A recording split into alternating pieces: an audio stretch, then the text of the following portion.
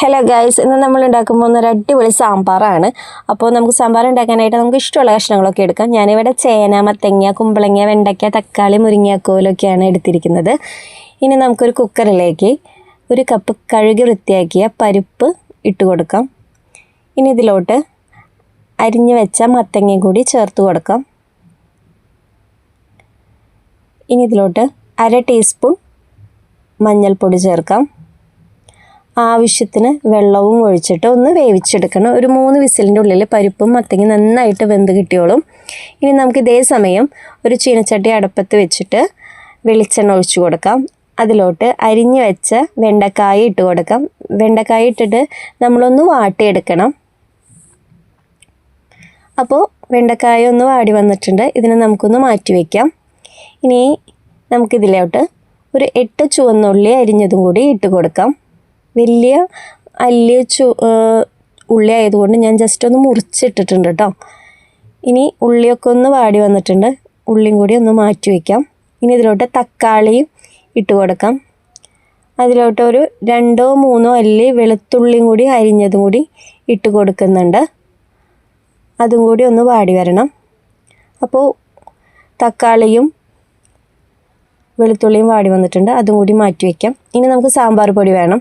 ഞാനിവിടെ തോളൂരിൻ്റെ സാമ്പാർ പൊടിയാണ് എടുത്തിരിക്കുന്നത്. പിന്നെ നിങ്ങൾക്ക് ഇഷ്ടമുള്ള സാമ്പാർ പൊടി ചേർക്കാം. ഞാനിവിടെ തോളൂരിൻ്റെ ട്രൈ ചെയ്തപ്പോൾ എനിക്ക് നന്നായിട്ട് തോന്നി, അതാണ് എടുത്തത്. ഇനി നമ്മൾ ഇതേ ചീനച്ചട്ടിയിലോട്ട് നിറയെ 3 ടീസ്പൂൺ സാമ്പാർ പൊടി ചേർത്ത് കൊടുക്കണം. നമ്മൾ ഏത് സാമ്പാർ പൊടി എടുക്കുകയാണെങ്കിലും നമ്മൾ എക്സ്ട്രാ പൊടികൾ ചേർത്ത് കൊടുക്കണം. ഞാനിവിടെ 1 ടീസ്പൂൺ മുളക് പൊടി, 1 ടീസ്പൂൺ മല്ലിപ്പൊടി, 1/4 ടീസ്പൂൺ ഉലുവയുടെ പൊടി, 1/2 ടീസ്പൂൺ കായത്തിൻ്റെ പൊടിയെല്ലാം ചേർത്തിട്ട് നന്നായിട്ടൊന്ന് ചൂടാക്കി എടുക്കുന്നുണ്ട്. ഈ പൊടികളുടെയൊക്കെ പച്ചമണം മാറുന്നത് വരെ ഒന്ന് ചൂടാക്കിയെടുക്കുക. ഇപ്പോൾ പൊടികളുടെയൊക്കെ പച്ചമണം മാറി വന്നിട്ടുണ്ട്. ഇതിനെ നമുക്കൊന്ന് മാറ്റി വയ്ക്കാം.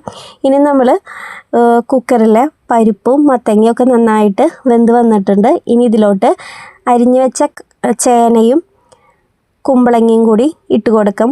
ചേനയും കുമ്പളങ്ങയും ഇട്ടിട്ട് ഒന്ന് വേവിച്ചെടുക്കണം. ഒരു 2 വിസിലിൻ്റെ ഉള്ളിൽ ചേനയും കുമ്പളങ്ങയൊക്കെ വെന്ത് കിട്ടും കേട്ടോ. ഇപ്പം നമ്മുടെ കഷ്ണങ്ങളൊക്കെ നന്നായി വെന്ത് വന്നിട്ടുണ്ട്. ഇനി കുക്കറിൽ നിന്ന് നമുക്കൊരു പാത്രത്തിലേക്ക് മാറ്റാം. അതിലോട്ട് ഒരു മുരിങ്ങക്കോലൊന്ന് മുറിച്ചിട്ട് കൊടുക്കാം. ഇനി ഇതിലോട്ട് ചൂടാക്കി വെച്ച പൊടികൾ ചേർത്ത് കൊടുക്കാം. നമ്മൾ വഴറ്റി വെച്ച വെണ്ടയ്ക്ക, തക്കാളി, ഉള്ളി, വെളുത്തുള്ളി ഇതും കൂടി ചേർത്ത് കൊടുക്കാം. ഇനി ഒരു കഷ്ണം ശർക്കരയും കൂടി ചേർത്ത് കൊടുക്കുന്നുണ്ട്. എന്നിട്ട് നമുക്കിതൊന്ന് ഇളക്കി കൊടുക്കാം.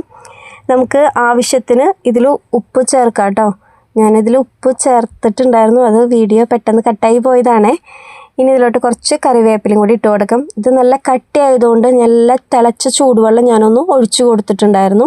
ഇനി ഇത് നന്നായിട്ട് തിളച്ചു വന്നു. ഇനി നമുക്കിതിലോട്ട് നെല്ലിക്ക വലിപ്പത്തിലുള്ള പുളി ഒന്ന് പിഴിഞ്ഞിട്ട് കൊടുക്കാം.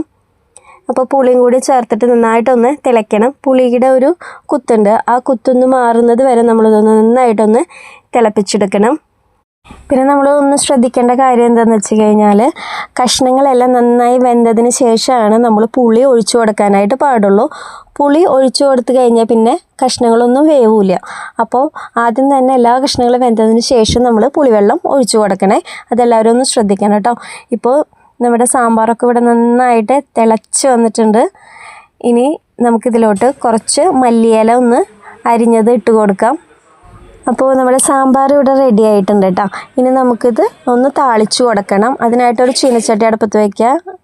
ഇനി ഇതിലോട്ട് വെളിച്ചെണ്ണ ഒഴിച്ച് കൊടുക്കുക. വെളിച്ചെണ്ണ നന്നായിട്ട് ചൂടായിട്ട് വരുമ്പോൾ കടുക് ഇട്ട് കൊടുക്കുക. കടുക് പൊട്ടി വരുമ്പോൾ നമുക്കതിലോട്ട് കുറച്ച് ഉലുവ കൂടി ചേർത്ത് കൊടുക്കാം. 2 വറ്റൽമുളകൊന്ന് പൊട്ടിച്ചിട്ട് കൊടുക്കുക.